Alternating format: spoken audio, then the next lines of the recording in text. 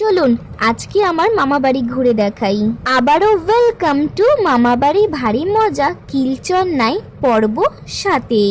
এই পুকুরটা আমার মামা বাড়ির একদম পিছনে।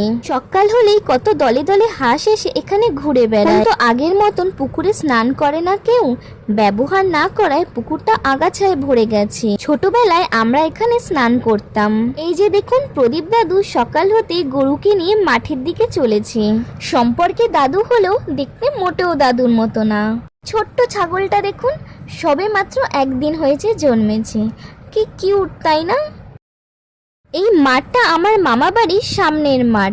পর্ব 5-এ আপনারা আগেও দেখেছেন। বিশাল বড় এই মাঠটা। ছোটবেলায় আমরা কত মাঠে বসে গল্প করেছি, খেলেছি। এই দেখুন, গরুর পিছু পিছু ছাগলরাও ঘাস খেতে ব্যস্ত। এই ধর ধর, যা, হাত থেকে ফসকে বেরিয়ে গেল। এর মধ্যে মা একটাকে অলরেডি কোলেও তুলে নিয়েছে। মা, এ তো ঘুমিয়ে পড়লো।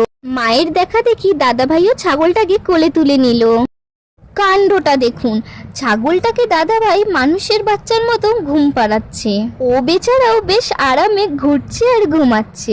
সবাই যখন নিচ্ছে, তাহলে আমিও বাদ যাই কেন বলুন? এই আম গাছটা আপনারা আগে পর্ব 3-এ দেখেছিলেন।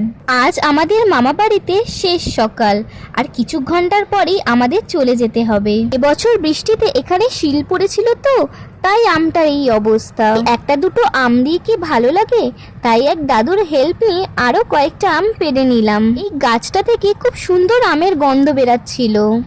বেশ অনেকগুলো আম হলো, তাই না?